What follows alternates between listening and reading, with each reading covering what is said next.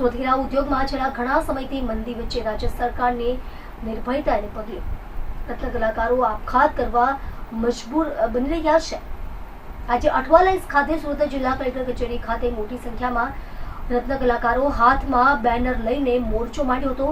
Collector કચેરીએ હડતાળ પાડો ભાઈ હડતાળ પાડોના પ્લે કાર્ડ સાથે રત્ન કલાકારોએ વિરોધ કર્યો હતો।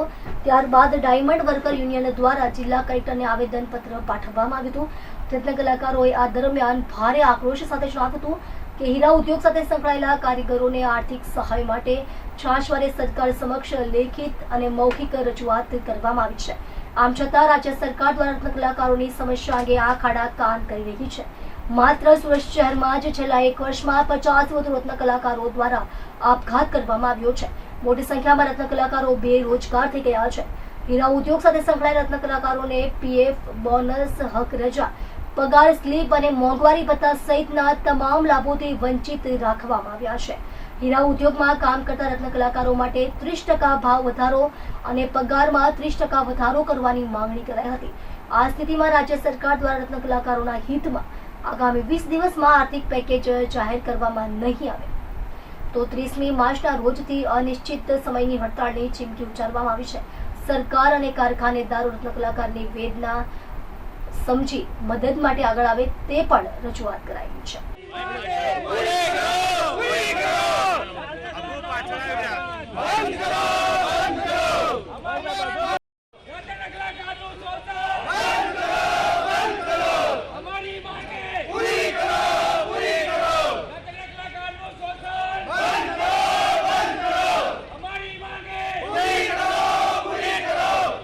મારું નામ રાજુભાઈ મથુરભાઈ ભાટવાસા છે। હું ડાયમંડ વર્કર યુનિયનથી ઘણા સમયથી જોડેલો છું। સુરત કલેક્ટર કચેરીએ શું રજૂઆત માટે આવે છે? અમારા છેલ્લા 3 વર્ષથી ડાયમંડની અંદર મંદી ચાલી રહી છે, તો 3 વર્ષની અંદર 3 વાર ભાવ તોડવામાં આવ્યો છે। છેલ્લે દિવાળી પછી વેકેશન ખોલતાને 30% અમારો ભાવ તોડવામાં આવ્યો, તો તમામ વસ્તુની અંદર ભાવ વધે છે, તો અમારો જ કેમ ભાવ તોડવામાં આવે છે? અને ભાવ તૂટ્યા પછી જ્યારે મંદી હોય છે તો શેઠિયા લોકો એવું કહે છે કે મંદી છે, મંદી કહીને ભાવ તોડી નાખવામાં આવે છે અને રજાઈઓ આપવામાં આવે છે, કારીગરોને બેરોજગારો કરવામાં આવે છે। તો અત્યારે બજાર સારું થાય, હીરાની અંદર એવડાનો નફો મળે તો અમને રત્ન કલાકારોને કેમ એનો ફાયદો મળતો નથી?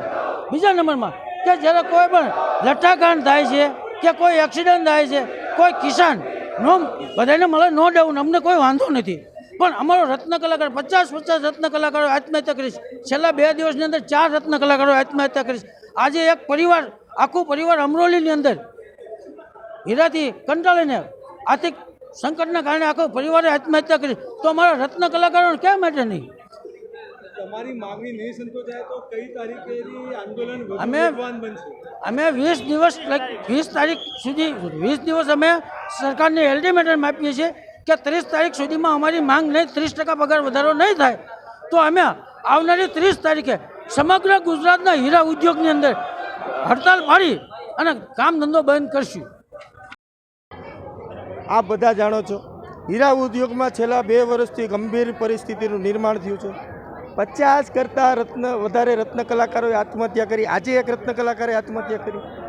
ગુજરાત સરકારના મુખ્યમંત્રી ભૂપેન્દ્રભાઈ પટેલ, શ્રમ અને રોજગાર મંત્રી બળવંતસિંહજી રાજપૂત રૂબરૂ મળ્યા છીએ, રૂબરૂ ટેબલ ઉપર ચર્ચા કરી છે કે રત્ન કલાકારોને મદદ કરવામાં નહીં આવશે તો પરિણામ ગંભીર આવશે, છતાં પણ સરકારે જવાબ દીધો નથી। પાર્લામેન્ટની અંદર રાજ્યસભાની અંદર ગોવિંદભાઈ ધોળકિયાએ મુદ્દો ઉઠાવેલો, શક્તિસિંહ ગોહિલે મુદ્દો ઉઠાવેલો, સંસદ સભાની અંદર પુરુષોત્તમ રૂપાલાએ મુદ્દો ઉઠાવેલો। સરકારની અંદર બેઠેલા માણસો સ્વીકાર કરે છે કે હીરા ઉદ્યોગમાં મંદી છે, રત્ન કલાકારોને મદદ કરવી ખૂબ જરૂરી છે। આ સરકારના માણસો બોલે છે, છતાં પણ સરકાર જવાબ દેતી નથી।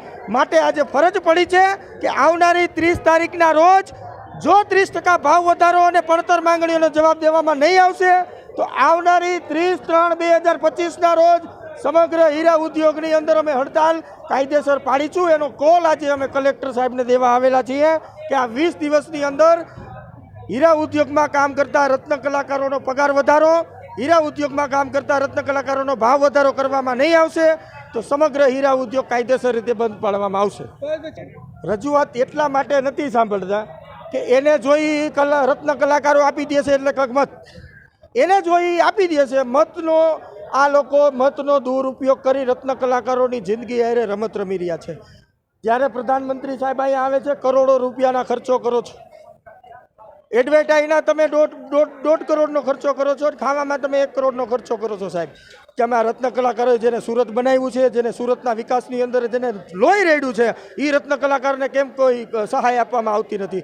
કરોડોના બંગલામાં આજે માલિકો રહે છે, કરોડોની ઓડીઓ આજે માલિકો ફેરવે છે, એ જ રત્ન કલાકારો પોતાના 10 બાય 10ની ઓરડીમાં રહે છે. તો આ ડાયમંડ બુર્સનું નિર્માણ જ્યારે થયું તો ડાયમંડ બુર્સનું નિર્માણની અંદર રત્ન કલાકારોનું લોહી છે, ડાયમંડ બુર્સના નિર્માણની અંદર રત્ન કલાકારોનું લોહી રેડાયેલું છે. તો આ રત્ન કલાકારોની દરકાર સરકારે લેવી પડે.